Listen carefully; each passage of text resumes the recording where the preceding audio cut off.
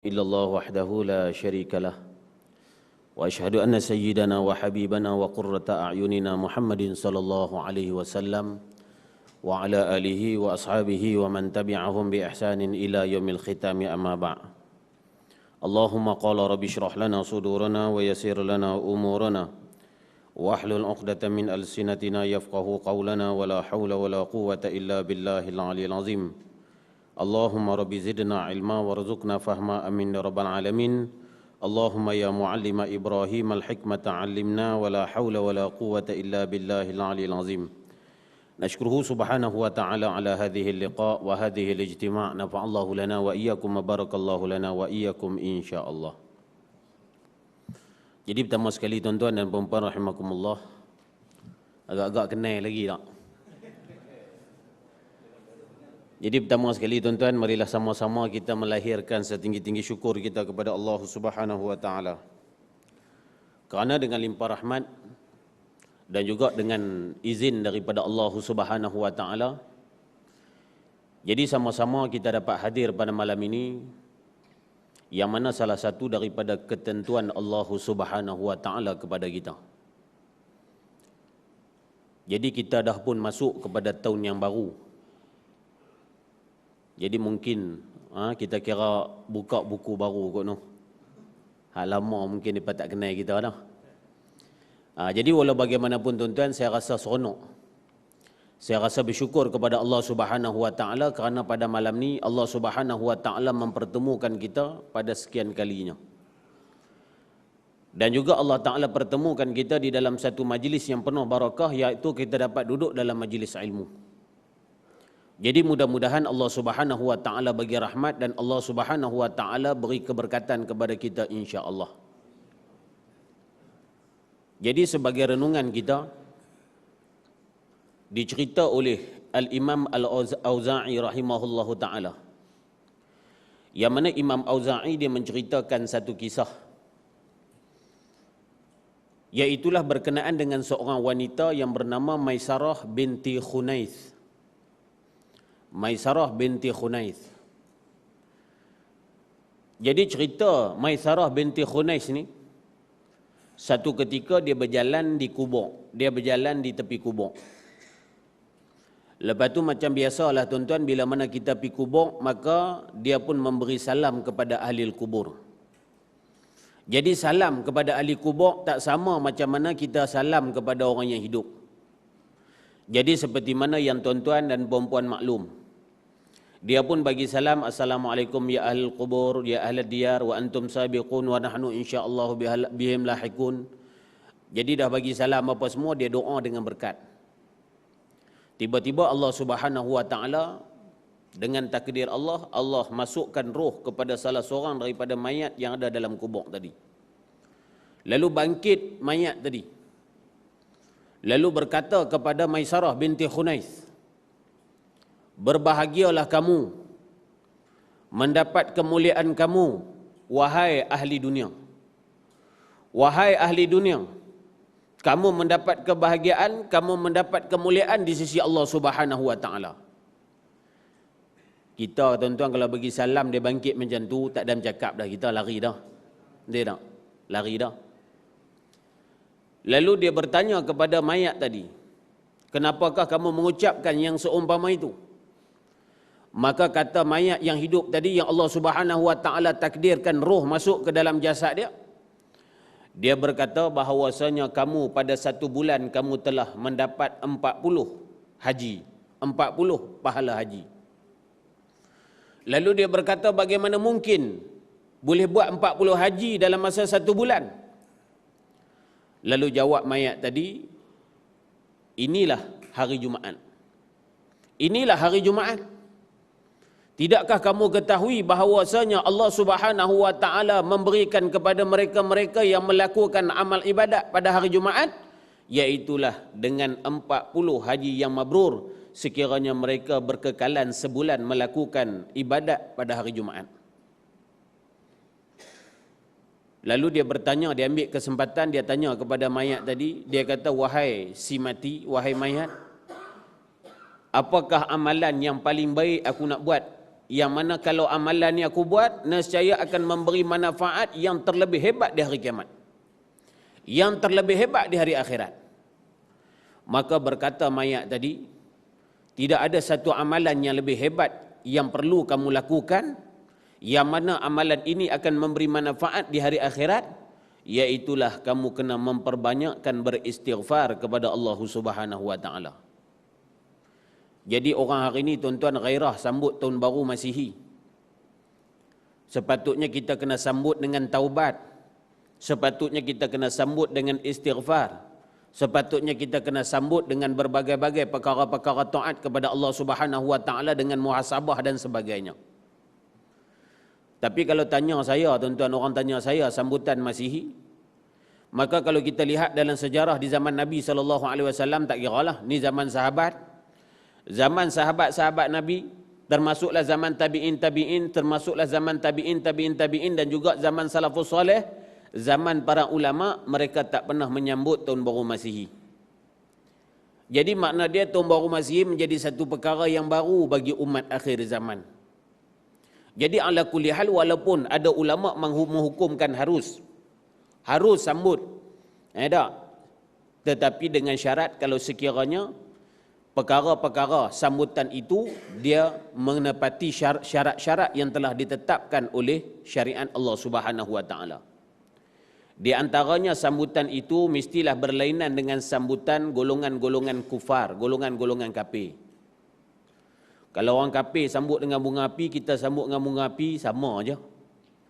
Kalau orang kafir sambut dengan nyanyian, tarian, dan sebagainya, maka kita juga orang Islam sambut macam tu, maka dia sampai kepada haram dan bid'ah. Jadi maka sebab itulah perkara-perkara ini kita nak kena ambil iktibar dengan sebab apa? Orang muda-mudi hari ini dia gairah. Jadi saya pun tak mau bercakap panjang lah bab ni. Sebab apa? Benda ni tuan-tuan pun dah maklum. Yang kedua, tuan-tuan, kita bersyukur kepada Allah Subhanahu wa taala kerana kita dapat duduk dalam majlis ilmu. Nabi SAW sebut dalam satu hadis, Nabi kata, "Mathalu ma ba'athani Allahu bil huda wal ilmi." Perumpamaan Allah Subhanahu wa taala utuskan aku kepada kamu untuk menyampaikan petunjuk dan ilmu. Kalau hampa nak tahu perumpamaan aku ni, Nabi kata diutuskan oleh Allah Subhanahu wa taala untuk menyampaikan, memberi petunjuk kepada kamu dan juga memberi ilmu kepada kamu, kamathali qatratil ardi, seperti mana hujan yang membasahi bumi. Macam mana hujan yang turun lebat di atas bumi. Jadi hujan ni dia turun, dia ada tiga. Yang pertama kata Nabi SAW, hujan ni dia turun, dia akan kena kepada bumi yang hidup. Bumi yang hidup ni tuan-tuan, bila dia kena hujan ni, nescaya akan meresap hujan tadi dan akan memberi manfaat pula kepada tumbuh-tumbuhan.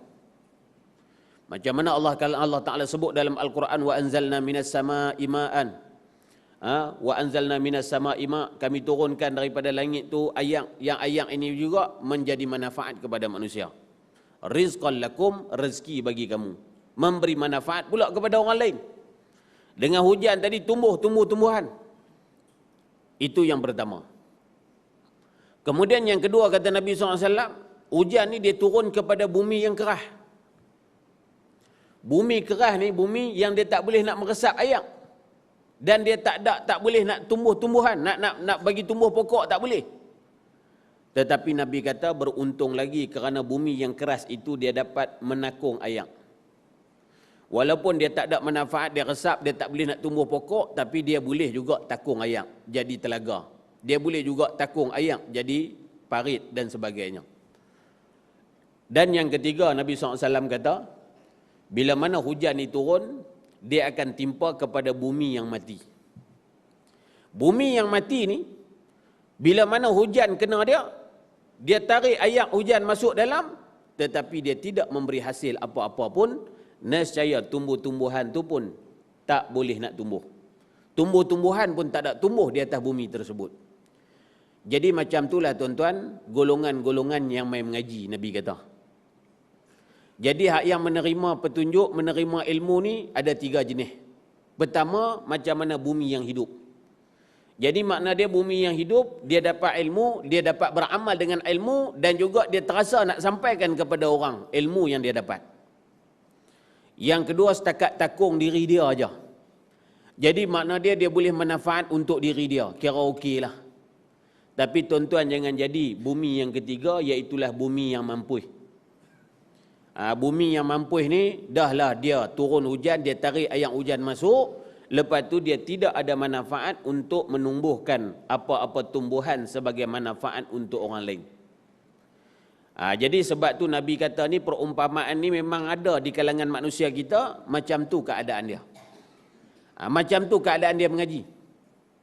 Jadi sebab itulah dalam kita menimba ilmu Allah Subhanahu Wa Taala, maka kita nak kena ada perkara yang pertama, yang paling kita nak kena letak dalam diri kita, ikhlas lillahi ta'ala. Mengaji kalau tak ikhlas, mengaji banyak mana pun dia tak ada manfaat.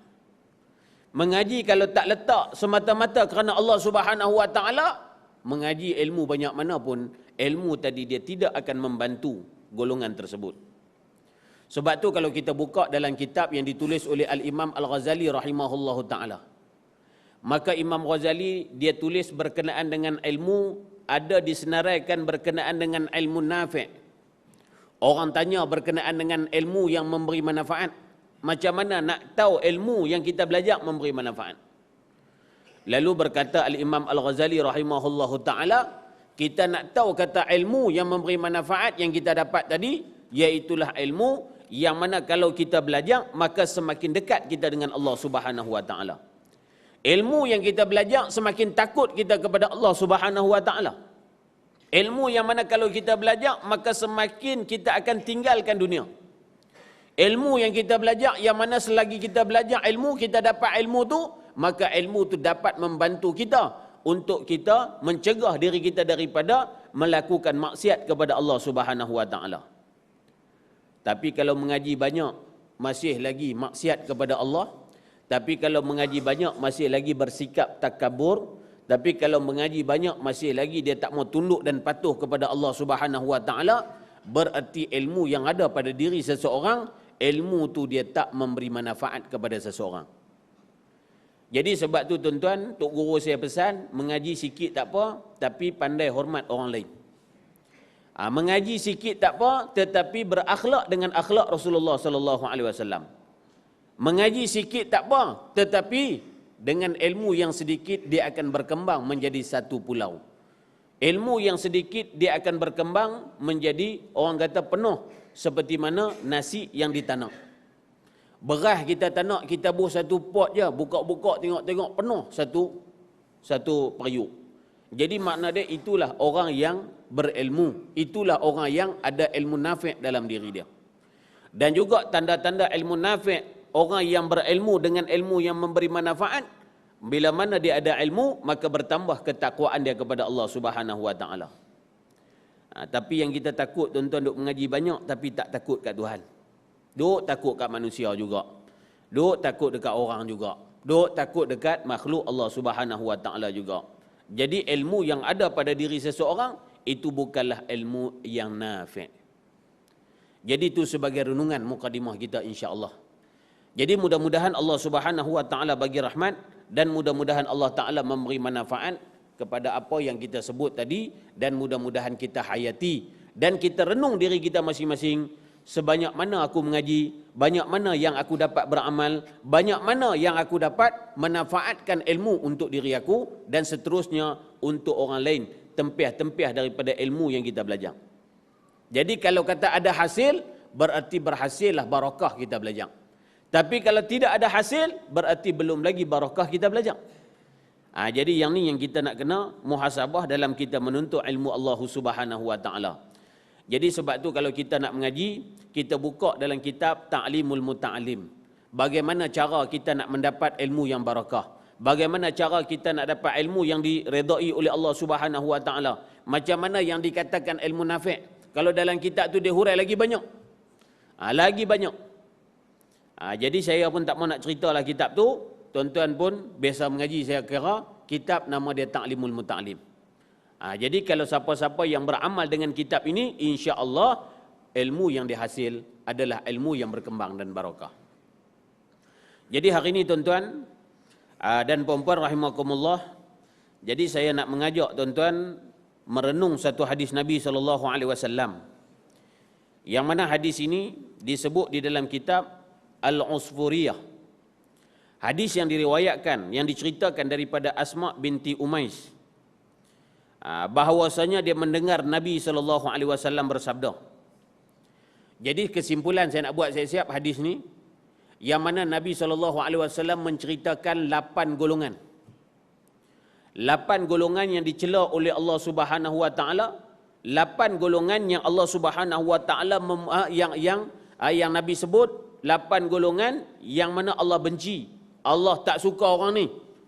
Sebab tu dalam hadis ni Nabi SAW memulakan kalimah dia dengan bi'sa. Sejahat-jahat orang, ataupun celaka orang, ataupun seburuk-buruk manusia. Itu dia mulakan dengan bi'sa. Jadi ada 8 bi'sa dalam hadis ni. 2 bi'sa yang pertama Nabi ulang 2 kali. 2 bi'sa yang pertama Nabi ulang 2 kali. Jadi tuan-tuan dengar saya baca, insya-Allah renung kita sama-sama, kita renung. Qala Nabi sallallahu alaihi wasallam, bi'sal 'abdu 'abdun tujbiru wa'tada waqtala wa nasiyal kabirul muta'al. Saya baca 2 sekali sebab dia lebih kurang maksud dia sama. Wa bi'sal 'abdu 'abdun tujbiru wa'tada wa nasiyal jabbarul a'la. Jadi Nabi ulang 2 kali, berarti benda yang Nabi nak habaq ni benda yang banyak berlaku di kalangan manusia. Nabi sebut 2 kali, Nabi ulang 2 kali benda yang banyak manusia main. Nabi kata sejahat-jahat hamba, iaitulah seorang hamba yang tujbiru. Tujbiru ni makna dia apa? Yang bersifat dengan pemeras. Sifat dengan pemeras ataupun orang kata pemaksa. Wa'tada, dan juga suka buat naya kat orang. Waqtala, dan juga sombong dengan manusia. Wa nasiyal kabiral muta'al, dalam masa yang sama dia lupa sifat Allah Subhanahu Wa Taala, yang mana Allah bersifat dengan mutakabbir. Allah yang bersifat dengan takabbur. Allah yang bersifat dengan maha sombong. Allah yang bersifat dengan maha tinggi, dan Allah Subhanahu Wa Taala bersifat dengan muta'al. Muta'al ni makna dia maha tinggi. Dan sejahat-jahat hamba, seorang hamba yang mana bersifat dengan pemeras, bersifat dengan pengugut, pemaksa. Wa'tada, lalu mereka ini bersikap sombong dengan manusia yang lain. Wa nasiyal jabbar, dia lupa akan, orang kata jabbar ni makna dia kehebatan sifat Allah Subhanahu Wa Taala. Jadi 2 benda yang Nabi ulang sama. Jadi huraian daripada hadis ni, maksud yang kata golongan yang disebut sebagai tujbiru ni, iaitulah al-umamu tujbir. Jadi disebut sebagai pemimpin yang tujbir. Dia ni sifat dia jadi ada kuasa, dia suka nak perah orang. Tak? Tak cukup dengan hak ni, dia buat hal lain. Tak cukup dengan hak ni, dia buat hal lain. Macam-macam perkara. Jadi sebab tu ada satu sahabat saya tuan-tuan, dia kelolo. Orang utara kata kelolo. Orang sini kata dia jenis seloro. Tak? Dia tunjuk kat saya dengan handphone dia, dia kata, "Ustaz, tengok Ustaz," dia kata, "ni dekat Lahad Datu ke mana ke Sabah ke, ikan melompat-lompat naik ke darat." Dia kata, "Ustaz, ni tanda-tanda apa? Ustaz tahu tak pasal apa?" Saya kata, "Saya tak tahulah pasal apa." Dia cerita kat saya, ni dia cerita kat saya. Tak? Dia kata ikan-ikan hak kecil-kecil ni rupa-rupanya depa ni dah minta jumpa dengan raja ikan dalam laut tu. Minta supaya mengurangkan kos sara hidup. Tak? Lepas tu raja ikan kata, "Kalau hampa tak suka duduk dalam laut, pergilah duduk tempat lain." Sebab tu yang dia duduk melompat-lompat naik ke darat tu. Yang tu dia cerita kat saya lah tuan-tuan, yang lain saya tak tahulah. Dia tak? Dia cerita kat saya. Dia kata raja ikan kata, "Kalau hampa tak suka, hampa pergi duduk tempat lain." Tu duduk melompat. Yang melompat tu pula dia kata, yang kecil-kecil ya, jerung selamat. Dia tak? Ikan jor selamat, tak ada masalah. Hak nak lompat naik ni semua hak halui-halui belaka, hak jenis ikan tamban. Tak? Jadi itulah tuan-tuan i'tibar. Jadi sebab itulah Nabi SAW sebut dalam hadis, "Lu'ina minal umami dilaknatkan oleh Allah Subhanahu wa taala daripada pemimpin yang bersifat dengan tujbir. Jadi sepatutnya tuan-tuan, apa yang Allah Subhanahu wa taala kurniakan kepada manusia yang disebut oleh Nabi sallallahu alaihi wasallam, apabila seorang mukmin itu meletakkan perasaan rahim, kasih sayang kepada seorang mukmin yang lain, maka Allah Subhanahu wa taala meletakkan satu bahagian tempat yang tinggi di dalam syurga Allah Subhanahu wa taala. Patut kita ni sama-sama orang beriman ni, kita nak kena fikir macam mana nak bagi ringan orang beriman. Patutnya kita nak kena fikir macam mana kita nak sama-sama kita berkasih sayang dan sebagainya. Tiba-tiba dia tak jadi macam tu. Yang ni yang berlaku, dan mungkin salah satu daripada hadis Nabi SAW yang Nabi sebut dalam hadis peristiwa akhir zaman, Nabi kata apabila umat manusia semakin jauh dengan Allah Subhanahu wa taala, apabila umat manusia banyak melakukan maksiat kepada Allah, apabila umat akhir zaman banyak lupa kepada Allah Subhanahu wa taala dan mereka mencela ulama-ulama pada zaman itu, maka akhirnya Allah Subhanahu wa taala akan hantarkan kepada mereka yang memimpin mereka adalah daripada kalangan yang akan menindas mereka. Yang ni kita tak tahulah tuan-tuan, tapi bukan berlaku di Malaysia, ni berlaku di India. Tak, Malaysia tak ada, selamat insya-Allah. Jadi mudah-mudahan Allah bagi barakah dan juga rahmat kepada kita semua insya-Allah. Dan yang ketiga kata Nabi SAW, yang ketiga Nabi kata bi'sal abdun saha wa nasiyal maqabir wal bila. Secelaka-celaka manusia, sejahat-jahat manusia adalah seorang hamba yang lalai kepada Allah Ta'ala. Wa nasiya al maqabir, dalam masa yang sama dia lupa bahawasanya satu masa dia akan masuk ke dalam kubur, dia akan kembali ke tempat yang asal, iaitulah daripada tanah. Wal bila, dan juga dia lupa bahawasanya akhir kesudahan, maka dia akan menerima kehancuran. Akhir kesudahan dia masuk dalam kubur, maka segala binatang-binatang dalam kubur akan makan seluruh tubuh dia, maka akan hancur dia, seluruh isi dia, tulang dia dan sebagainya. Jadi sebab itulah tuan-tuan, sebagai satu peringatan, makna dia Nabi SAW dia pesan kat kita, jangan kita lalai dalam kita menjalani kehidupan dunia. Dalam kita sibuk mencari dunia, maka kita nak kena ingat juga tempat kita nak pindah lepas pada ni kubur. Sebab setiap manusia semua confirm, tak boleh lari dah. Sama ada dia akan masuk ke dalam kubur ataupun dia akan menghadapi yaumul qiyamah. Tak boleh lari. Jadi mati itu pun kiamat juga. Mati itu kiamat kecil. Ibarat daripada memutuskan segala kesedapan. Tu dia kata mat. Mat tu makna dia apa? Mati. Mati itu makna dia pemutus segala kesedapan. Bukan kata tu tuan-tuan, wasilah nak mati itu pun tak sedap dah. Mana wasilah nak mati? Sakit. Tak sedap dah. Masa sihat makan, Masya Allah. Orang kata tolak kepala kereta api dengan wow. Bahasa lama, betul tak? Tolak kepala kereta api dengan wow, yang lain semua dia telan. Kalau tanya dia, pakcik pasal apa tak makan wow? Pasal wow tu orang buat rangka, tak buat dengan isi. Kalau wow buat dengan isi, dengan wow dia telan. Betul tak?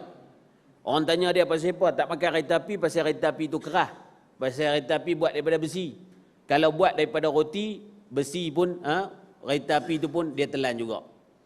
Jadi makna dia dalam kita gairah, dalam hidup dunia, jangan kita lalai kepada Allah Subhanahu wa taala.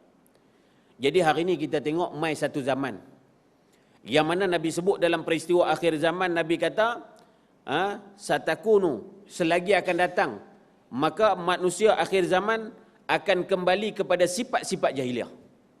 Di antara sifat-sifat jahiliah tu apa? Al-ashar wal batar.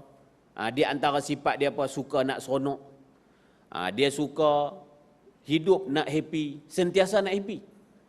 Kita bukan tak boleh happy tuan-tuan, sekali keluar semua pakat masam jadi leceh pula. Bukan tak boleh nak happy, boleh. Tapi dalam keadaan kita seronok, jangan sampai hati kita lalai kepada Allah Subhanahu wa taala. Nabi SAW juga pernah senyum. Nabi SAW juga pernah buat orang kata lawak jenaka. Tapi jangan sampai hati kita lalai kepada Allah Subhanahu wa taala. Tetapi mai pada zaman akhir hari ini, mai kepada zaman ghaflah. Zaman ghaflah mana? Zaman yang mana orang menghadap kepada dunia lebih banyak daripada menghadap akhirat. Jadi yang ni yang kata zaman al-asyar wal batar, zaman seronok. Daripada muda sampai ke tua seronok. Tak? Yang budak-budak duk seronok dengan bintang kecil. Bintang kecil, seronok ajak menyanyi, ajak menari. Mai hak yang tua sikit kalut dengan Akademi Fantasia. Mai hak tua lagi duk kalut dengan Sehati Berdangsa. Lah kali tak ada nak main masjid. Dia tak padan dengan tua. Sebab tu saya pernah minum dekat satu tempat di Ampang. Ada satu sahabat ajak kita pun pergi minum lah di situ pagi. Di situ mereka minum, rupa-rupanya ada hidangan, ada karaoke. Karaoke ni bukan kata orang muda-muda hak suara macam ni tak. Ni naik hak tua-tua umur 40 lebih, 50 lebih. Duk naik bergencok atas tu, saya kata silap orang pinggang mampu orang ni. Tak?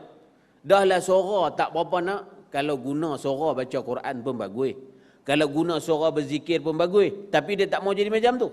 Dia gaduh lalai dengan dunia. Akhirnya apa? Akhirnya dia sanggup. Dia nak buat perkara yang lara daripada perkara taat kepada Allah Subhanahu Wa Taala.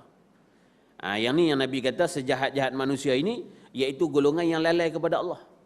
Berapa ramai manusia hari ini tuan-tuan dia lalai dalam tanggungjawab dia kepada Allah Subhanahu Wa Taala.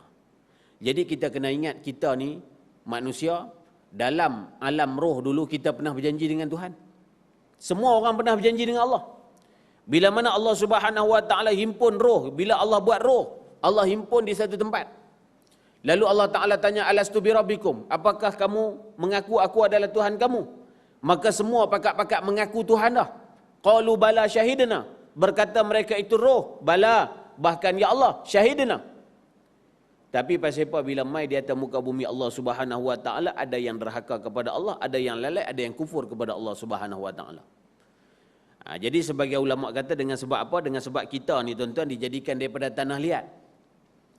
Jadi bila mana roh ni dia masuk ke dalam jasad tanah liat ni, roh masuk dalam tanah liat, dia terpengaruh juga sikit sebanyak dengan unsur-unsur tanah liat. Maka sebab itulah dia jadi balok liat. Dia jadi liat. Nak sembahyang liat, nak taat liat, nak mengaji liat, semua liat belaka. Tapi kalau nak karaoke tak ada masalah pun. Kalau tengok wrestling kat rumah tak ada masalah pun. Kalau tengok Hindustan 2-3 jam pun tak ada apa pun. Tapi bila nak buat perkara-perkara taat ni, dia jadi liat. Sebab tu Nabi Daud dia berdoa dalam satu doa Nabi Daud. Nabi Daud kata, Allahumma inna nas'aluka lisanan zakira. Ya Allah, kau bagikanlah aku ni, ya Allah, ada lidah. Lidah ni sentiasa menyebut Allah Subhanahu Wa Taala.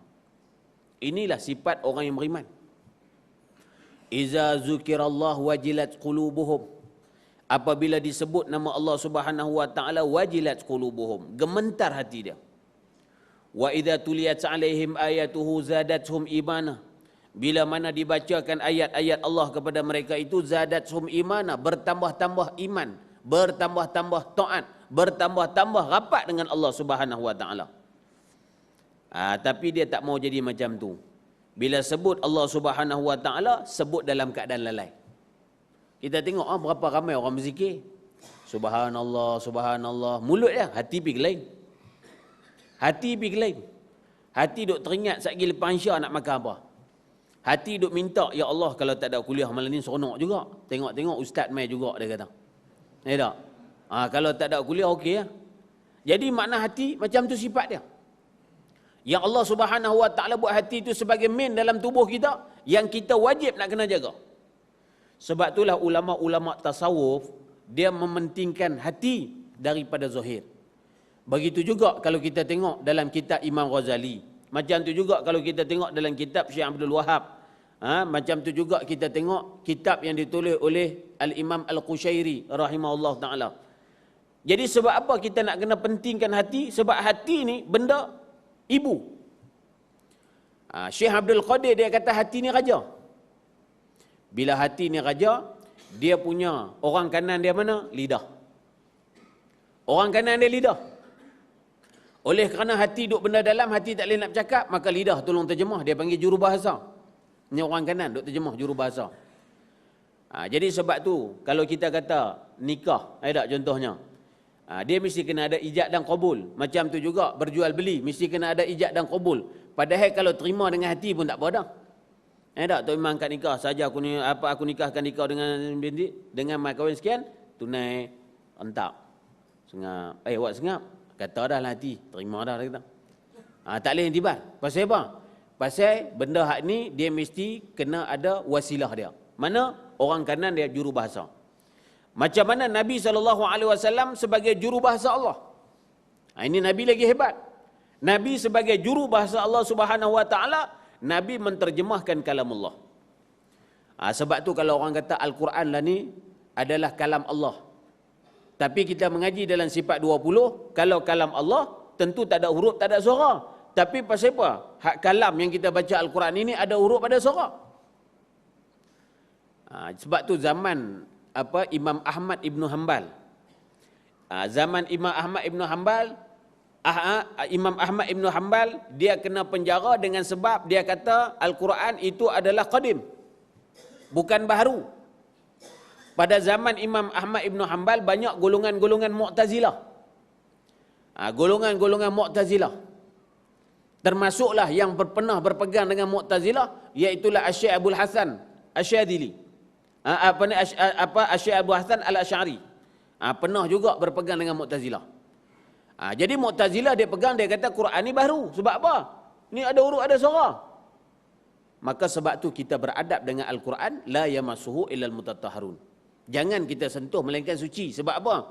Memang benda tu bukan yang hakiki, tetapi itu adalah terjemahan yang dihuraikan, yang diterjemah oleh juru bahasa Allah, iaitulah Nabi Muhammad sallallahu alaihi wasallam. Kalau Nabi Muhammad tak terjemah, kita tak boleh baca. Maka Allah beri kepahaman kepada Nabi, maka Nabi akhirnya boleh baca ayat kepada manusia, kepada umat-umat dia, maka dihimpun, maka terbentuklah satu yang disebut sebagai mushaf, iaitulah disebut sebagai Quran. Jadi yang ni yang perlu kita nak kena ittiba', kita nak kena ikut. Jadi lalai kita terhadap Allah Subhanahu Wa Taala. Yang pertama tadi yang saya sebut tadi apa? Kita berjanji dengan Allah pada alam roh, kita mengaku Allah tu Tuhan kita. Tapi pasal apa hari ini kita tak taat patuh kepada Allah Taala? Sebab apa hari ini kita tunduk kepada lain daripada Allah Taala? Sebab apa hari ini kita lebih ikut lain daripada perkataan Allah Subhanahu Wa Taala? Contoh mudah ya tuan-tuan. Allah Taala hantar wakil, mana Tok Bilal. Tok Bilal ni dia panggil wakil Tuhan. Bukan kata wakil bukan wakil penduduk Seksyen 8 dah, tapi dia wakil Allah Taala. Tu dia kata dah wakil Tuhan, tak payah bayar ilau nah, bayarlah. Ya tak? Kalau tidak leceh dia. Jadi dia sebagai wakil Allah Taala, dia menyebut melaungkan perkara yang Allah Taala suruh. Tu dia kata azan Tok Bilal. Allahu Akbar, Allahu Akbar, Allahu Akbar, Allahu Akbar. Dia panggil siapa? Dia nak habaq apa? Allah panggil mai rumah dia. Hayya ala salah, mailah semayang. Hayya ala falah, mailah menuju kejayaan. Siapa nak berjaya mai tahun ni? Tempat lain tak boleh berjaya. Tak? Tapi bila hayya ala falah, ramai lagi duduk bermuamalah. Ramai lagi duduk berniaga. Ramai lagi duduk berjual beli dan sebagainya. Pasal apa? Tempat ni berjaya, tempat ni tak berjaya. Dia kata tempat nak berjaya, sini. Ni berjaya dunia dan akhirat, sana berjaya dunia. Jadi sebab tu kita sedih tuan-tuan, zaman hari ini sampai hari Jumaat pun dia lalai kepada Allah Subhanahu Wa Taala. Sampai hari Jumaat.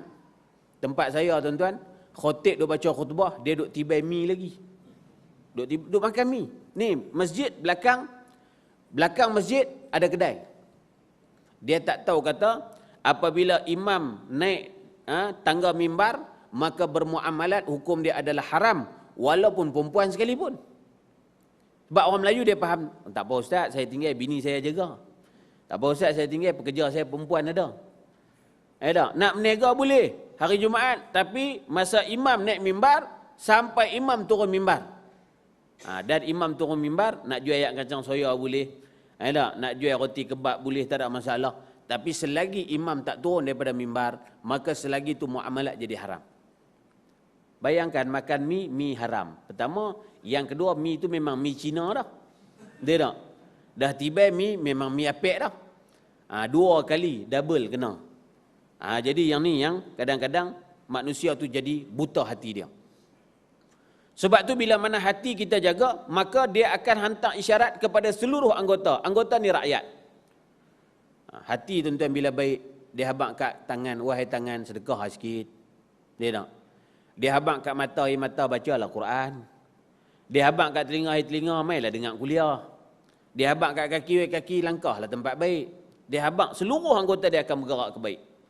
Tapi kalau hati manusia jahat, nescaya dia akan jahat seluruh rakyat dia. Sebab tu ni raja. Raja kalau jahat tuan-tuan, rakyat jahat. Dia tak? Ni Syekh Abdul Qadir kata, bukan saya kata. Syekh Abdul Qadir Al-Mandili, tuan-tuan buka dalam kitab dia. Kitab mudah ya, penawar bagi hati. Semua orang pakat baca kitab tu. Ini dia kata raja. Jadi kalau raja ni baik, insya-Allah rakyat dia akan baik. Sebab tu tuan-tuan kita tengok di Brunei Darussalam tu, hebat. Dia tak? Buat hudud. Sultan Brunei ni di antara 10 senaris yang terkaya di dunia. 10 orang dalam ranking kaya di dunia. Masya Allah. Dalam kata-kata dia, saya seminggu selepas dia buat hudud, saya pergi ke Brunei. Saya ada di Brunei masa tu. Kita tengoklah saja. Pergi ke sana. Apa kata Sultan Brunei? Sultan Brunei kata, siapalah saya untuk mengatakan tidak di hadapan Allah Subhanahu Wa Taala, untuk mengatakan tidak melaksanakan hukum hudud. Tu tuan-tuan, bayangkan orang ranking 10 terkaya di dunia. Jadi kalau setakat terima BRIM 500 tahun tak mau hukum Tuhan, leceh. Tak? Ibarat kata pencetus umah, dia kata apa? Mamu, dia kata cerai ya. Tak? Tak mengaji cerai ya. Jadi makna dia, kalau macam tu punya kekayaan ada pada dia, tapi dia sanggup terdorong untuk taat kepada Allah, nak ikut perintah Allah Ta'ala. Tapi kita hak lekeh-lekeh ni kalau tak mau ikut perintah Allah Ta'ala tak tahu. Lepas tu saya pergi bersembang dengan mereka, adalah 2-3 orang. Mereka pun kadang-kadang mereka tak berani kat nak komen. Sultan Brunei. Lepas tu ada agaklah mereka dalam Facebook, dalam ni cerita, dia kata nanti pelabur tak datang dan sebagainya. Mula mufti dia jawab. Cantik. Mufti dia kata apa? Mufti dia kata, kalau sekiranya kamu, wahai orang yang datang untuk melawat negara kami, kalau kamu datang dengan niat kebaikan, ahlan wa sahlan, kami sambut kamu.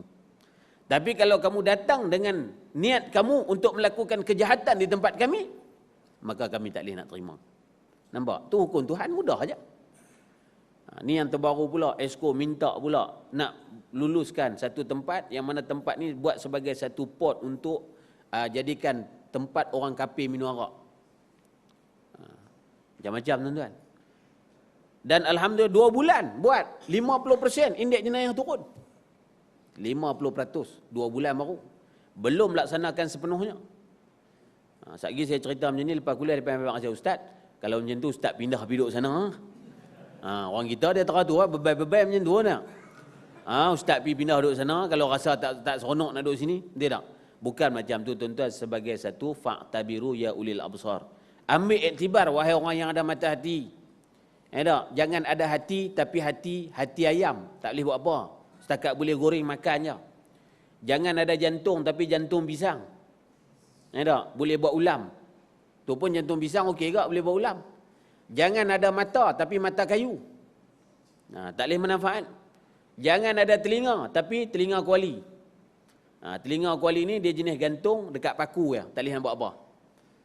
Jadi sebab tu kalau nak mai ke kuliah, pastikan telinga tu ambil letak dekat kita, bawa mai sini.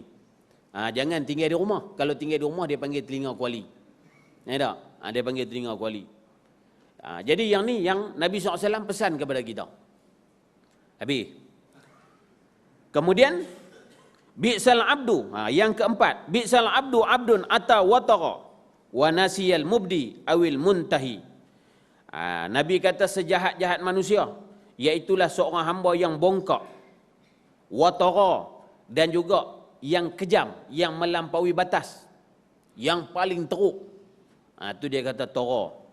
Orang Pulau Pinang kata tara tu makna dia hak teruk sekali. Tu bahasa Arab mah dia pinjam. Orang Pulau Pinang dia boleh cakap agak bahasa Arab. Teruk, makna dia tara. Jadi makna dia tara ni Allah Ta'ala gelak kepada Fir'aun. Tara teruk, tara tu pun Allah suruh berdakwah juga pada Fir'aun. Izhab ila Fir'auna innahu tara. Hei Musa, hampir kat Fir'aun, aku nampak dia semakin teruk. Dah semakin teruk dah ni. Orang kita kalau kita kata kat dia, weh hang ni puak teruk dah. Dia marah. Dia. Tapi kalau kita kata kat dia, hang ni puak teruk ah. Saya kata orang tengok. Hang ni puak teruk ah, dia marah, dia senyum. Nanti tak? Dia toro dengan teruk sama aja padahal, nanti tak? Cuma kali hayat aja. Jadi sejahat-jahat Firaun pun Allah Taala suruh pergi berdakwah. Saya rasa zaman lah tak ada lagi hak jahat macam Firaun ni, tak ada lagi. Ada. Firaun ni bukan kata ni dalam sejarah sampai Allah Taala sebut nama dia dalam Quran tu kira dahsyat ah. Bukan setakat tu setan pun respect kat dia, tabik kat dia. Bukan setakat tabik sebelah, dua belah tabik, kaki tangan tabik. Pasal apa? Pasal kalau setan jumpa Firaun dia kata, sejahat-jahat kami setan ni tak pernah mengaku Tuhan pun. Ni tak? Mana ada dalam sejarah setan mengaku Tuhan? Tak ada. Habis-habis tak ada pun bila Allah Taala kata fasjudu li adama fasajadu illa iblisa. Tak? Sujud kepada Allah, sujud kepada Adam. Tetapi dia tak mau, aba wastakbara, dia enggan, dia takabur kepada Allah Subhanahu wa taala. Khalaqtani min nar wa khalaqtahu min tin. Dia duk beza-beza pula. Kami dijadikan daripada api, api kan cantik berkilau. Adam daripada tanah, tanah ni busuk, tanah ni tak elok. Tak? Sifat dia malap. Dia takabur kepada Allah Subhanahu wa taala. Dia dilaknat oleh Allah, cuma dia tak mau tunduk kepada Nabi Adam saja. Tapi Firaun ni apa Tuhan kata dalam Quran? Tak? Izhab ila fir'auna innahu tagha faqul hal laka ila an tazakka. Ni Allah ajak kita macam mana nak cakap dengan orang takabur. Bila jumpa orang macam ni, cara ayat dia Tuhan kata faqul hal laka ila an tazakka. Cakap dia macam tu. Bahasa Melayu kata apa? Hei Firaun, hang ni ada otak tak ada otak? Lebih kurang macam itulah. Dia tak? Hang ni cerdik ke tak? Wa ahdiyaka ila rabbika fatakhsha. Aku ni dihantarkan oleh Allah supaya mana? Supaya kamu takut kepada Allah Subhanahu wa taala, supaya kamu tunduk dan patuh kepada Allah taala. Fa arahul ayatal kubra. Tiba-tiba nyata takabur Firaun. Fakadzdzaba wa asa summa adbara yas'a fa hasyara fanada. Dia pun himpun manusia. Faqala ana rabbukumul a'la. Dia mengaku aku Tuhan yang maha tinggi. Dahsyat tu. Jadi kita kalau hak yang orang kata jahat tak macam tu pun kena dakwah juga. Tak? Jangan putus asa. Biasalah. Kalau hak macam Firaun pun Allah Taala suruh pergi dakwah, kalau hak macam biasa-biasa ni tak ada apa. Hak orang tak mau ikut kita tu biasa tuan-tuan. Sebab itulah dalam kitab Ta'limul Muta'allim dia kata ulama ni dia tak ada masalah. Tak? Dia kalau diletak di pulau dia akan jadi, dia letak di laut dia akan jadi pulau. Kalau di penjara dia uzlah. Tu cara dia, betul tak? Jadi kalau kata manusia enggan kepada dia nafa'a, dia akan memberi manfaat kepada diri dia sendiri. Allah, tu hebatnya orang-orang yang beramal dengan ilmu-ilmu mereka. Jadi orang-orang yang bongkak watara dan orang-orang yang melakukan melampaui batas wa nasiyal mubdi wal muntahi, dan dalam masa yang sama orang tadi dia lupa asal usul dia. Sebab tu tuan-tuan, orang takabur ni dia kena peringat asal usul dia balik. Peringat asal usul dia balik. Allah Taala dah kata dah was-sama'i wat-tariq wa ma adraka mat-tariq Allah Taala sebut dalam satu ayat Tuhan kata apa? Bila mana seorang yang takabur kepada Allah Subhanahu wa taala, dia kena ingat asal usul yang Allah Taala buat dia ni daripada mani. Yakhruju min butun yakhruju min baini sulbi wat taraib. Yang mana air mani itu keji yang keluar daripada bainus sulbi wat taraib, daripada sulbi wat taraib. Taraib ni mana dia ajbu zanab. Kita semua tuan-tuan, hebat terang mana pun kita, masa kecil-kecil dulu makan benda kotor juga. Duk dalam perut mak kita makan benda kotor juga. Tak kira siapa. Hang menega pun balik pun sama, hang sapu sampah tepi jalan pun sama, hang datuk pun sama, hang Tan Sri pun sama, hang menteri pun sama, hang raja sama juga. Kecil-kecil dalam perut mak dia, perut mak kita, adakah kita makan buah apple? Tak? Kita makan western food ke? Tak. Kita makan benda yang sama, benda yang keji. Benda yang kotor juga. Tuhan suruh kita peringat. Jadi makna dia orang yang takabur kepada Allah Subhanahu wa taala ni, dia tak ingat asal usul dia. Yang mana Allah Subhanahu wa taala buat dia asal dia bermula daripada air yang keji. Mimba ma'in dafiq. Ayak yang keji, ayak yang memancut yang keji. Jadi makna dia daripada air mani yang keluar daripada saluran najis. Masuk ke dalam saluran najis, baru keluar kita. Tiba-tiba bila keluar di atas dunia, boleh reta sikit, ya Allah, sombong dengan Allah Subhanahu Wa Taala. Tak? Boleh duduk rumah besar sikit, ya sombong dengan Allah Ta'ala. Boleh pangkat sikit pun sombong dengan Allah Ta'ala. Dahlah sombong dengan Allah Ta'ala, dengan manusia pun dia sombong sama sekali. Jadi yang tu tabiat manusia. Wa nasiyal mubdi awil muntahi. Dan juga yang kedua, Nabi kata dia lupa ke mana tempat dia akan kembali. Sebab tu kita tuan-tuan kalau nak buat nanya kat orang, buat takabur kat orang, fikirlah aku esok nak masuk dalam kubur juga. Tak? Lepas mati masuk dalam kubur. Dalam kubur ni tak ada apa. Sebelum nak masuk kubur pun kita dah jadi orang muflis dah. Sebelum masuk kubur pun kita dah jadi orang muflis. Muflis ni bukan apa, ibarat daripada kita tak boleh nak buat apa dah. Masa tu baju orang tolong pakai. Tak? Lemahnya kita. Baju orang tolong pakai. Dulu kita pakai pilihan kita, pakai coat necktie. Tak? Baju nak striker. Masa tu baju depa striker. Tak striker baju tu. Aku nak pakai color kuning pasal aku raja contohnya.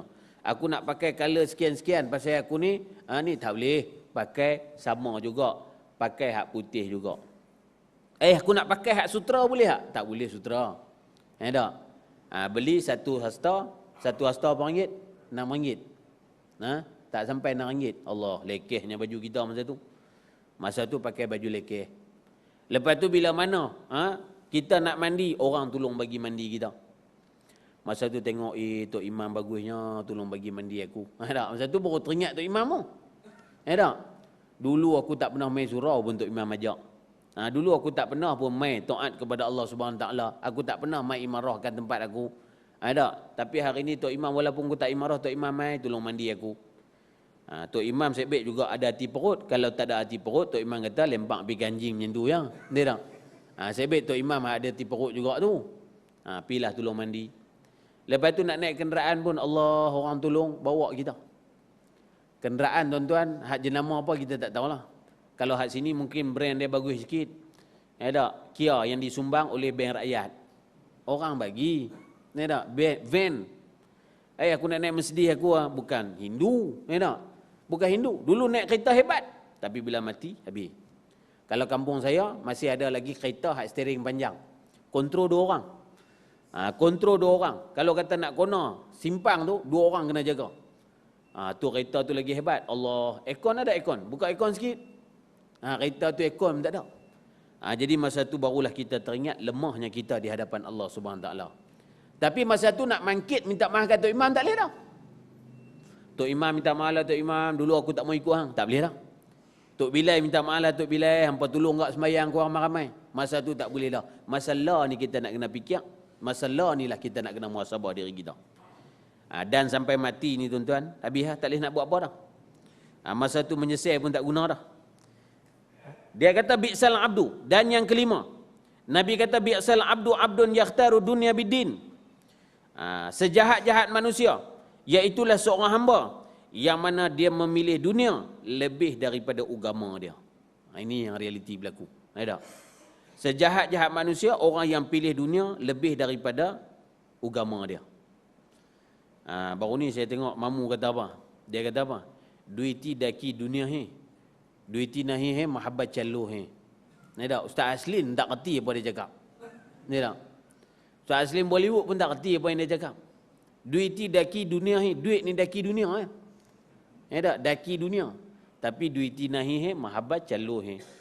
Kalau duit tak ada, bini hampa lari lah. Confirm. Dia tak? Duit tak ada, orang hak kita sayang pun lari juga. Jadi inilah ibarat dunia. Sebab itulah Nabi kata dunia ni macam mana anjing. Dunia macam anjing. Dunia kal kalbi, dunia macam anjing. Fayakhuzuha, ad-dunya jifatun khuzirah. Dunia ni bangkai yang busuk. Fayakhuzuha kalbun. Yang makan bangkai busuk ni siapa? Anjing. Sebab itulah ulama-ulama kata ij'alid dunya kal kalbi. Kamu kena jadikan dunia kamu macam anjing. Macam mana tuan-tuan dunia macam anjing? Satgi keluar pergi cari anjing. Tak? Keluar pergi cari anjing, tengok sifat anjing. Anjing kalau kita jumpa dia, kita lari, dia hambat kita. Jumpa anjing, lari, anjing hambat kita. Tapi kalau kita jumpa anjing, cuba ubah. Sebelum anjing hambat kita, kita hambat dia dulu. Tak? Nescaya anjing tu akan lari tak cukup tanah. Inilah dunia. Tak? Inilah dunia. Dunia tuan-tuan kalau hambat dia lari. Tapi kalau kita lari daripada dia, dia pula akan kejar kita. Sebab tu satu orang tuan-tuan di Pulau Pinang, dia buka kedai makan. Dia ni mengaji satu guru dengan saya di Kedah dulu. Mula-mula tok guru saya yang paling cengih sekali. Dia mengaji satu tok guru dengan saya.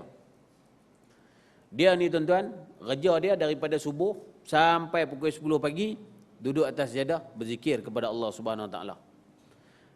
Dalam sampai pukul 10 berzikir pun dah untung 2-3 ribu dah. Lalu orang tanya dia macam mana buat ni, kedai ni laku sangat ni. Sampai baru ni dia boleh buat masjid, harga dia 1 juta. Dia boleh buat masjid dengan duit dia 1 juta. Naik motor kapcai buruk. Orang kata, pakcik tukar lah motor pakcik. Dia kata, baik pilih aku tukar lagi, duk berasa nak pergi Hanyai pula, dia kata. Dia tak? Dan pakai hak besar sikit kan, duk fikir nak pergi Hanyai lah pula, dia kata. Baik pakai hak buruk ni, amin kau ni, dia kata. Pergi masjid balik, pergi masjid balik. Dia tak? Dan pakai hak elok, dia kan nak pergi jauh. Dia pakai motor buruk. Jadi dia kata, macam mana orang tanya dia, ada tak kok-kok lah pakai pelari-pelari ambil tak mana-mana ke? Tak? Yang boleh kedai ni hebat sampai terang ni. Dia kata pelari apa? Dia kata, dulu dia kata aku duk ligan dia. Tak dapat-dapat dia kata. Aku duk kejar dia tak dapat. Lah ni aku malas nak ligan dia. Tiba-tiba dia ligan aku pula dia kata. Aku pula tak nak lari. Kita pula tak nak lari. Inilah ibarat dunia. Jadi sebab tu dunia ni dalam bahasa Arab dia panggil dana, yadni, dunia. Dunia ni benda yang tak kekal. Jadi kalau kita tahu dunia tu benda yang tak kekal, pasal apa orang hambat benda yang tak kekal sampai tunggu balik? Padahal benda tu tak kekal. Yang kekal mana? Yaumul baqa. Hari kiamat tu kekal. Tapi orang kita tuan-tuan hambat dunia sampai tunggu balik, nak semayang tak dan. Nak mengaji tak dan, baca Quran tak dan, berzikir tak dan, wirid tak dan, tak sempat nak berdoa pun tak dan. Nak berdoa kat Tuhan lepas semayang pun tak dan. Nak berzikir kok-kok lah boleh subhanallah lepas semayang pun tak dan juga. Nak pula jumpa pula satu tok guru kata tak boleh wirid lepas semayang. Dia kata aku pakai yang ni kira lega. Ni tak? Aku pakai yang ni. Ni mazhab akhir zaman, dia panggil mazhab Al-Malasi. Dia tak? Mazhab orang akhir zaman. Dia kira apa? Nak ambil hak mana senang. Hak mana mudah. Kita ni main masjid kok-kok lah. Masa main masjid ni lah boleh berzikir. Masa main masjid ni lah kita boleh wirid. Masa main masjid ni lah nak bertasbih dan sebagainya. Dan keluar daripada masjid memang tak boleh dah. Bukan kata tu tuan-tuan, naik kereta sudah dah. Dia tak? Dan dengar lagu Wali Band habis lah. Dia tak? Tidak pun dengar lagu Bila Aku Kaya. Dia teringat Bila Aku Kaya. Dia tak? Dia hanyut dah. Masuk dalam kereta pun tak boleh nak ingat Tuhan dah. Bukan kata tu tuan-tuan, yang duduk dalam surau pun banyak tak ingat Tuhan. Masuk dalam surau, duduk teringat dunia. Ada? Ramai? Banyak? Masuk dalam tempat rumah Allah pun masih lagi lalai. Macam mana kalau kita keluar daripada rumah Allah Subhanahu Wa Taala? Jadi sebab itulah tuan-tuan, maksud dia lepas ni hampa balik, apa-apa hak benda dunia hampa pergi gadai buang. Nah tak? Benda-benda dunia ni gadai buang. Esok daripada ustaz suruh gadai. Jangan hampa salahkan aku. Tak? Jadi maksud yang kata dunia ni tuan-tuan, biar duduk dalam tangan kita, tapi tak duduk dalam hati. Ini yang disebut oleh Sufyan As-Sauri.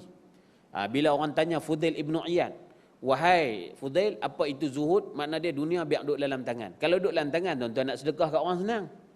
Nak bagi kat orang, nak belanja orang makan senang. Tak? Tapi jangan dunia duduk dalam hati. Kalau dunia duduk dalam hati, tuan-tuan, dia akan jadi bakhil. Kat tempat saya ada seorang. Kalau makan kat kedai ramai-ramai 4-5 orang kawan-kawan ni, satgi masa dia nak balik tu, dia bayar dia seorang. Dia bayar dia seorang, dia belah balik. Gamak tak tuan-tuan buat macam tu? Kita makan pagi roti canai satu, teh tarik satu contohnya, 4 orang. Dia boleh bayar roti canai dia, teh tarik dia ya. Hak 3 orang. Tak bayar kat kita. Bukan kita nak dia belanja. Tak? Kita pun kadang-kadang satu pasien juga. Dah nama orang belanja ni, duk kira nak ambil syafaat selalu. Dia tak? Nak ambil syafaat selalu. Hak geng-geng kuliah sama ke kita tengok kadang-kadang nak ambil syafaat selalu. Dia kata, nama kata kawan tu nak belanja tuan-tuan, kena 100 kali belanja, dia juga duk kena keluar. Dia kata, leh kali aku pergi surau pun tak ikhlas. Dia kata. Dia tak? Tak ikhlas. Jadi sebab itulah yang ni yang Nabi sebut akhir zaman, akan lahir manusia yang mana mereka akan cenderung kepada dunia lebih daripada akhirat. Cuba tuan-tuan bayangkan.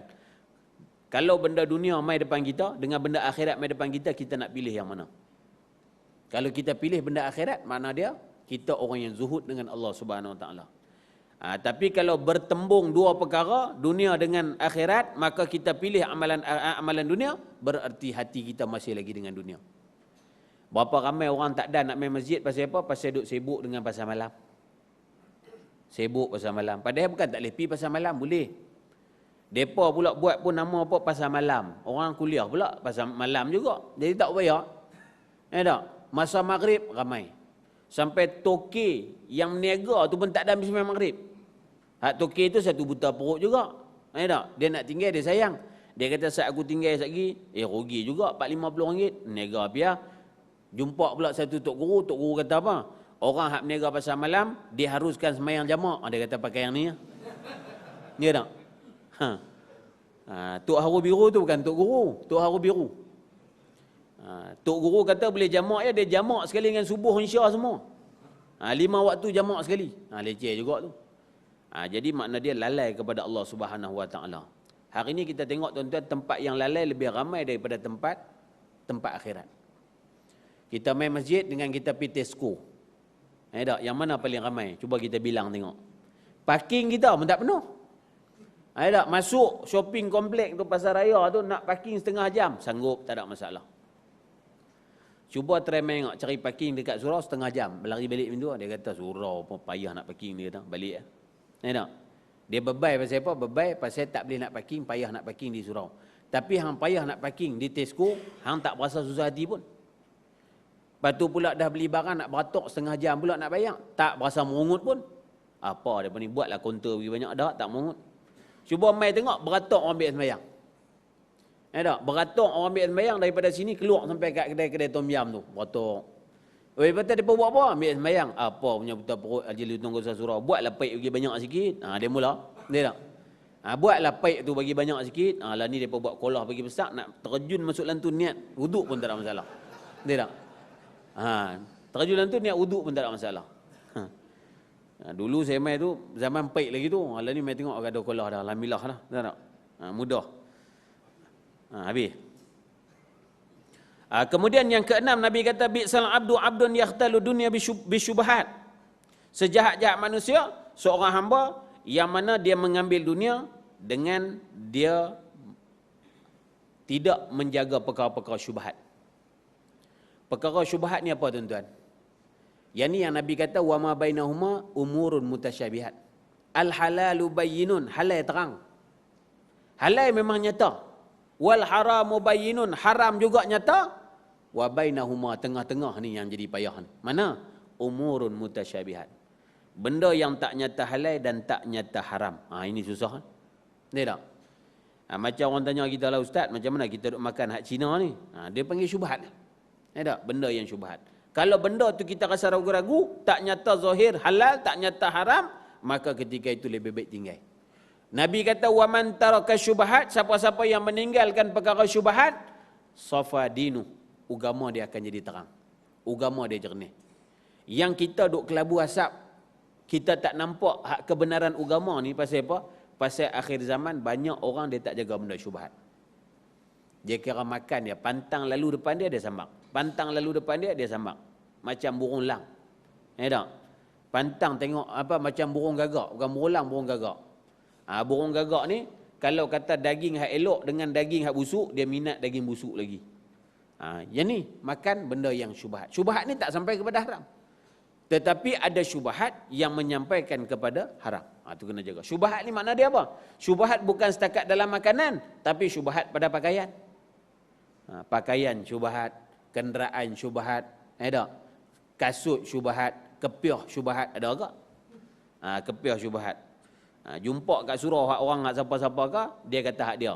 Tu kira syubhat juga tu. Tapi kalau dia balik rumah terus mengaku hak dia, jadi haram pula. Ni yang kata orang yang semayang, hukum dia haram. Dia semayang tapi hukum dia haram. Mana? Dia pakai baju curi. Hukum haram. Mai semayang curi kasut orang. Semayang bagus dah, tapi curi hak orang. Dia kira hukum haram mencuri. Semayang tak ada masalah. Itu habis. Jadi makna dia akhir zaman ni tuan-tuan, Nabi suruh kita pelihara jangan kita terlibat dengan benda syubhat. Benda syubhat ni banyaklah. Kadang-kadang kita ni benda tuan-tuan tak tanya halal ke haram, tak tanya. Ada Nabi kata sayati 'alan nasi zamanun la yubaluna aminal haram aminal halal aminal haram. Selagi akan datang satu zaman manusia dah tak peduli dah, tak tanya dah halal haram, tak tanya. Dia kira apa? Sedap. Dia kira sedap. Satu tempat tuan-tuan, di tempat saya tu ada satu orang dia jual mi sotong. Mi sotong top, di antara yang top di Pulau Pinang. Tapi banyak orang tak tahu. Orang KL balik, oh hentam, siapa sedap. Dia beli mi Melayu 3 kilo, mi Cina 15 kilo. Dia gue lah. Gue, orang tanya mi nak, mi Melayu. Padahal mi Melayu tu selit satu orat ya. 3 kilo ya. Selit celah 15 kilo. Dia tak peduli. Macam tu juga orang duk pergi Pulau Pinang makan apa? Pasembo Pulau Pinang. Tak? Depa pergi makan pasembo Padang Kota. Depa tahu ustaz, cuti baru ni bawa anak-anak bini pergi makan pasembo Padang Kota. Sedaplah pasembo Padang Kota. Saya tanya dia, apa makan hak Hindu ke hak mamak? Depa kata ada ke Hindu je? Awak tak ada pula. Tu dia buah ayat Quran, wa may yattaqillaha yaj'al lahu makhraja. Hindu dia kan kira tuan-tuan. Dia letak ayat Quran.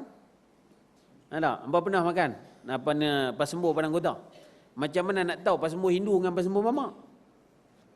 Macam mana nak tahu? Sama agak macam kita duk pergi kedai-kedai ni kat Kuala Lumpur ni banyak kedai Hindu. Tak, duk pergi Tibai juga sama ya. Jadi sebab tu saya nak bagi petua kat tuan-tuan, tak payah bayar betul ni. Kalau tuan-tuan pergi ke mana-mana pun, mamak dengan Hindu kan muka lebih kurang sama. Cakap India pun fasih juga. Dua-dua cakap India fasih, tak ada masalah. Kalau kita pergi nak makan pasembo, kalau di Pulau Pinang saya pesan, kalau nak makan pasembo, pilih pasembo yang ada jual paru lembu. Paru dia panggil apa? Paru. Paru-paru tak? Paru goreng. Kalau kita pergi tanya, Mama, ini paru ada kah? Oh, paru sudah habis ya. Confirm yang tu Hindu. Jangan makan. Sama agak macam kita pergi kedai. Kita tak tahu mamak ke Hindu. Tak? Petua dia satu yang tanya. Mama, susu lembu dah? Oh, sudah habis ya? Tak apa. Satgi petang pula kita pergi. Mama, susu lembu dah? Sudah habis ya? Esok pergi pula. Mama, susu lembu dah? Sudah habis ya? Mana dia pagi habis, petang habis, esok pun habis. Tak, malam esok pun habis. Mana dia confirm tu kedai Hindu. Tuan-tuan jangan masuk. Dia tak? Bukan maksud dia apa? Syubhah. Walaupun dalam kitab-kitab fiqh yang besar dia kata apa? Dia kata kalau negara itu diiktibar sebagai negara yang majoritinya Islam, maka makanan orang yang bukan Islam dihukumkan sebagai harus. Walaupun ada kata macam tu. Tapi bila mai zaman sekarang nak hukum harus pun tuan-tuan macam mana? Timbul sosis babi, contohnya tak? Timbul makanan yang tak halal dia letak tanda halal. Timbul satu makanan dicampur dengan minyak, lemak dan sebagainya daripada binatang yang tak halal, maka yang tu tak boleh diiktibar sebagai harus. Tak boleh kan? Ni yang kata syubhat. Banyak. Tapi kita kira sedap no. Sedap makan. Tapi betul dia kata ustaz, kalau akhir zaman ni tanya, apa tak boleh makan dia kata. Dia tak? Akhir zaman ni kita pergi kedai tanya, semua tak boleh makan. Susah juga tu. Jadi macam mana nak buat? Agak-agak macam mana nak buat? Cuba fikir tengok seminit. Macam mana aku nak buat? Kemudian yang ketujuh, Nabi kata bi'sal abdun zu tama'in yaquduhu ilan nar. Sejahat-jahat manusia, iaitu seorang hamba yang tamak, yang bersikap tamak, yaquduhu ilan nar, yang dia tak sedar, yang mana sifat tamak itulah yang akan menarik dia masuk ke dalam api neraka Allah Subhanahu wa taala. Sebab tu tuan-tuan, harta ni kepunyaan Allah. Bukan ada pun hak kita. Dalilnya tuan-tuan, benda yang kalau bukan rezeki kita, kadang-kadang masuk dalam perut pun keluar balik. Masuk dalam perut dah, keluar balik. Wek, muntah. Betul tak? Bukan rezeki kita, tu jadi rezeki cacing. Apatah lagi kalau benda yang kita tamak itu bukan daripada harta kita. Ada tak?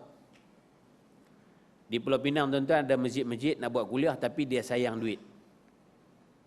Tiap-tiap hari Jumaat tulis dia hitam. Kutipan minggu ini 4,500. Minggu depan 4,500. Sebulan kat 10,000. Duit buat apa? Duit buat ketui. Simpan buat ketui. Pengurusi ni dia seronok tengok duit banyak. ahli hutang kuasa bentang belanjawan, duit kita banyak mana? Ui, duit banyak. Dia kata taruh. Dia tak. Nak buat majlis ilmu tak mau.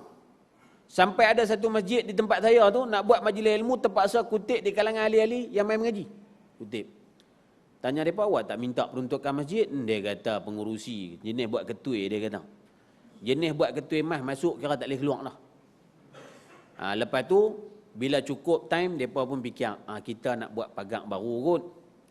Pagang harga 3,000, dia up jadi 15,000. Hak lain masuk poket siapa? Poket mereka. Dia nak. Jadi macam tu. Sampai ada satu masjid tu, tak ada ahli hutang kuasa main semayang. Dengan tok imam lantik pun tak main. Tok imam ni tuan-tuan kena mengaji fiqh. Imam yang dilantik semayang jemaah dia hukum dia wajib. Kena ingat. Kita hak tak tok imam tak dilantik ni, mana dia kita semayang kita, jemaah tu jadi fardu kifayah. Orang tak berat tu lah fardu kifayah. Ataupun jadi sunat muakkad. Tapi yang berat tu dia kata fardu kifayah. Tapi kalau sekiranya dilantik, maka hukum dia wajib jemaah. Satgi mai pula jemaah tuan-tuan, kalau sekiranya dia tak hadir, tiba-tiba orang yang jahil naik jadi imam, mampus dia. Berlaku ni di tempat saya. Saya satu hari saya pergi kuliah di Pulau Pinang. Sampai-sampai jemaah jadi kelang kabut. Saya kebetulan hari tu ni macam hujung tahun ni pesta Pulau Pinang. Kita duk berebut nak pergi kuliah, depa duk berebut nak pergi pesta. Jadi queue jalan. Sampai-sampai di masjid lewat. Lalu saya tanya, depa duk kelang kabut, depa mai jumpa. Depa kata, "Ustaz, satgi ustaz tolong jelas Ustaz, jelas pasal apa?" Dia kata tadi dia kata jemaah semua pakat kelang kabut. Dia kata kelang kabut pasal apa? Dia kata, "Tok imam duk ingat ustaz mai awal, biasa saya pergi awal di sana." Dia tak. Tata ustaz mai lambat, tok imam pun dia kira atok rancangan lain lah. Dia kira pergi ke lain. Tok imam pun tak mai juga. Lepas tu bila dah azan, nak semayang dah, duk tunggu lama, cangak pi cangak mai tak sampai juga, siapa boleh jadi imam? Tiba-tiba satu mamak tu, boleh lah letak kepiah atas kepala. Tak, mamak tu pakai kepiah kebetulan. Dia kata, "Aneh, macam mana naik lah?" Dia tak. Dia kata kat mamak tu naik, padahal mamak tu, mamak jenis orang kata ni juga, jenis kira menega roti canai lah. Mamak ni pula, bila orang tolak dia dah pakai kepiah, malu Allah, naik juga. Satgi dia takbir, Bismillahirrahmanirrahim. Sembahyang maghrib. Alhaakumut takatsur. Fatihah tak baca. Terus tiba alhaakumut takatsur terus, punya hebat. Lepas tu jemaah di belakang ni, seorang duduk belakang tu, imam tegaklah, subhanallah. Dia duduk pulun juga, tak berhenti juga. Hatta zurtumul maqabir, kalla sawfa ta'lamun. Orang hak kedua kot-kot tak dengar lah, dia tegak deras sikit. Subhanallah. Tok imam pun tak peduli juga. Sebab tu tok imam dia kena sensitif dengan kalimah subhanallah. Kalau tok imam tak sensitif dengan kalimah subhanallah, jadi payah. Dia tak. Bila sebut subhanallah tu cek, apa yang aku tak cukup? Fatihah baca betul, tajwid kena. Kain koyak belakang lah. Tu lah, kena fikir tu. Kalau subhanallah, ataupun tek cicak ada di kaki. Macam-macam. Lepas tu bila hak kawan kedua pun tegur juga, dia buat tak peduli juga, terus baca juga. Tiba-tiba ada satu mamak ujung tu, dia pun dah tak tahu nak buat macam mana. Dia kata Fatihah mam, dia tarik tu. Ni berlaku tuan-tuan, berlaku sungguh. Bukan kata lawak-lawak. Dulu kita ingat tok guru cerita lawak, berlaku sungguh kat kita. Dia pun dah tak nak buat apa, habang subhanallah tak faham, lah kali dia tarik Fatihah mam, dia kata. Tok imam tu dengar macam tu, dia tersedak, dia kalih-kalih, cuk. Boleh cuk pula. Dia hebat kat jemaah. Kalau kena macam tu tuan-tuan, kena kes macam tu, apa hukum imam? Dia tak mai jadi imam. Kena tanggungjawab dia. Tu berat dia tu. Dan yang terakhir, Nabi SAW kata, bi'sal abdu, sejahat-jahat manusia, abdun hawa yudilluhu iaitulah sejahat-jahat manusia, seorang hamba yang disesatkan oleh hawa nafsu dia. Allah. Ramai tuan-tuan akhir zaman orang yang disesatkan oleh hawa nafsu dia. Hawa nafsu ni dia akan combine pula dengan penasihat. Siapa penasihat dia? Syaitan. Bila hawa kata ambil, nafsu kata makan, nafsu kata kebah, setan mai ikut tengah penasihat. Penasihat dia syaitan. Syaitan kata apa? Hang ambil sikit dah tak apa. Dia tak. Depa ambil banyak tak apa pun, hang sikit-sikit ni Allah Taala boleh maaf ni. Dia mai cerita, mai tak? Dia mai bagi tenang. Ni Nabi sebut dalam hadis. Dia mai tolong bagi tenang bila mana manusia yang mengikut hawa nafsu, lalu setan ni akan main nasihat dia, menenangkan dia. Maka rasuah sikit je pun baru 5,000, depa tu dah 50,000 dah. Ada. Dia mai ayat tu, Allah hang bagi sikit lah, tak ada masalah lah. Allah Ta'ala boleh maaf lah. Lepas tu mai pula setan dia kata apa? Tak apa. Innallaha ghafurur rahim. Allah Ta'ala maha pengampun, maha pengasih. Allah Ta'ala boleh ampun dosa sebanyak buih di lautan. Dosa hang bukan banyak teratur pun. Setan dia mai tenang dia.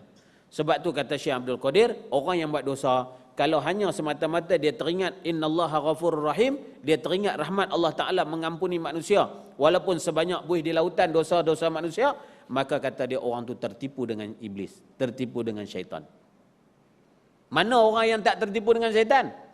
Orang yang tak tertipu dengan syaitan, apabila dia teringat innallaha ghafurur rahim, dalam masa yang sama dia akan teringat dalam hati dia wala azabun syadid, azab Allah Ta'ala juga maha pedih. Baru dia seimbang, betul tak? Baru dia balance. Kalau tidak tak balance. Duk teringat hak yang orang kata bagi lega yang. Lepas tu azab tak teringat dah.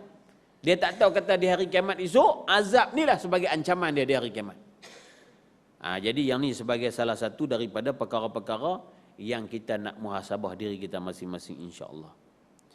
Jadi tuan-tuan, jadilah orang yang baik. Jadilah orang yang khairun nas, sebaik-baik manusia yang Nabi sebut dalam hadis. Jangan jadi orang yang bi'sal ab, sejahat-jahat hamba yang Allah Subhanahu Wa Taala cela dan Nabi SAW cela dalam hadis.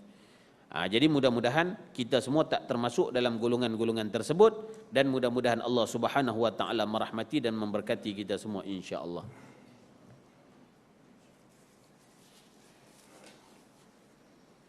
Jadi saya sokoda itulah tuan-tuan yang dapat saya sampaikan kepada tuan-tuan pada malam ni dengan kejahilan dan kecetakan ilmu yang ada pada saya.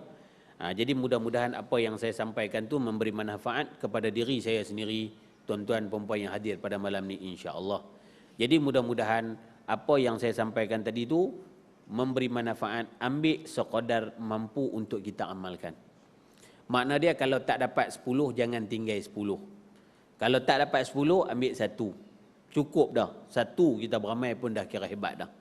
Kalau 10 orang tok guru, dah 10 kita beramai.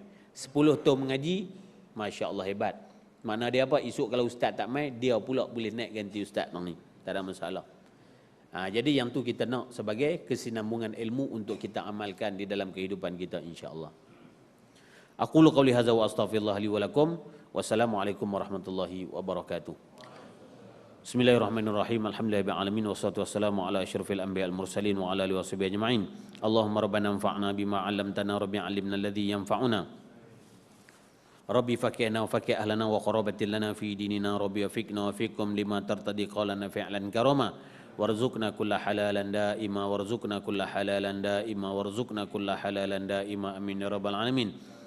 Allahumma ja'alna mimman istama'al qaul wa yattabi'ul hasanah. Ya Allah, kau jadikanlah kami golongan yang disukai Allah dalam Al-Quran, golongan yang suka mendengar kebaikan lalu mengikut kebaikan tersebut. Jangan kau jadikan kami, ya Allah, golongan yang suka mendengar kebaikan lalu berpaling dan lari daripada kebaikan-kebaikan itu. Allahumma ja'al jam'ana hadza jam'an marhuma. Ya Allah, kau jadikanlah perhimpunan kami pada malam ini perhimpunan rahmat. Wa tafarruqna min ba'dihi tafarruqan maksuma, dan perpisahan kami pada malam ini perpisahan yang mendapat keampunan dan keredaan daripada-Mu, amin ya rabbal alamin. Allahumma inna na'udzubika min ilmin la yanfa'. Ya Allah, kami minta berlindung dengan-Mu, ya Allah, daripada ilmu yang kami dapat itu ilmu yang tidak memberi manfaat. Wa min qalbin la yakhsha', daripada hati yang kami mempunyai hati yang tidak pernah khusyuk, hati yang tidak pernah tenang. Wa min amalin la yurfa', dan daripada amalan yang tidak diangkatkan oleh Allah ke langit. Wa min du'ain la yustajabalah, dan daripada doa yang tidak diterima oleh-Mu, amin ya rabbal alamin. Allahumma ansuril Islam wal muslimin wa azilla syirka wal musyrikin wan nifaqa wal munafiqin wa zulma wal zalimin wal kufra wal kafirin. Allahumma qallil jama'ahum wa aslahahum ya arhamar rahimin. Allahumma rabbana atina fid dunya hasanah wa fil akhirati hasanatan wa qina azabannar. Wa sallallahu ala sayidina Muhammadin wa ala alihi wasallam. Walhamdulillahi rabbil alamin. Taqabbalallahu minkum.